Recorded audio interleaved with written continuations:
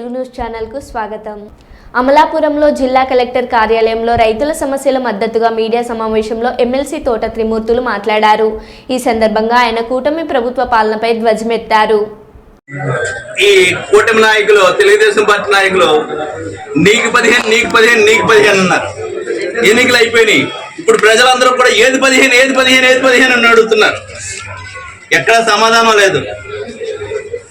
ఎన్నికల్లో ప్రజల్ని మోసం చేసే అధికారంలోకి వచ్చినటువంటి ఈ ప్రభుత్వం ప్రధానంగా రైతులు ఎదుర్కొంటున్నటువంటి సమస్యలు, విద్యార్థులు ఎదుర్కొంటున్నటువంటి సమస్యలు, అనేక సమస్యల్ని పట్టించుకోకుండా ఎంతసేపు మరి డైవర్షన్ పాలిటిక్స్ తీసుకొచ్చి ఏదో ఒక అంశాన్ని తీసుకురావటం, దాని మీద ప్రజల దృష్టి ఏమర్చేటువంటి విధంగా అసలు సమస్య మీదకి వెళ్లకుండా వీళ్ళు ఇచ్చినటువంటి హామీలు గుర్తు రాకుండా చేయడం కోసం ఈ ప్రభుత్వం చేస్తున్నటువంటి ప్రయత్నం తప్పితే వాళ్ళు ఇచ్చినటువంటి హామీలు కానీ వాళ్ళు చెప్పినటువంటి మాటలు కానీ ఎక్కడా కూడా అమలు జరిపేటువంటి పరిస్థితి లేదు. ఇవన్నీ మేము డిమాండ్ చేస్తున్నటువంటి కాదు. రైతులకి పెట్టుబడి సాయం కింద 20,000 రూపాయల సంవత్సరానికి ఇస్తానని చెప్పారు. 6 నెలలు అయింది. ఒక పంట అయిపోయింది, ఇది 2వ పంట జరుగుతుంది.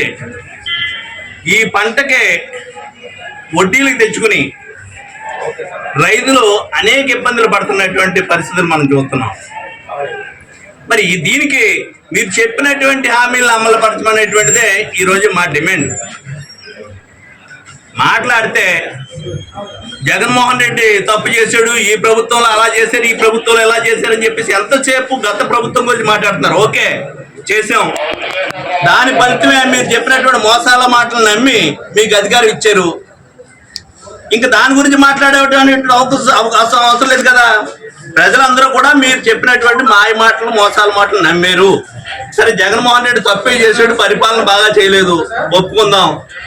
మీరు చెప్పింది ఏం చెప్పారో అది చేయటం మానేసి జగన్మోహన్ రెడ్డి పరిపాలన గురించి మాట్లాడుతున్నారు.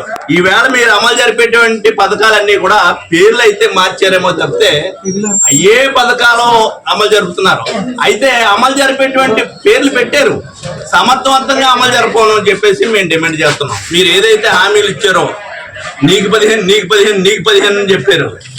ఏది 15 అనేటువంటిది ప్రజలు అడుగుతున్నారు. మీరు సమాధానం చెప్పాలనేటువంటిది రైతుల పక్షాన్ని మేము డిమాండ్ చేస్తున్నాం ఈ ప్రభుత్వాన్ని.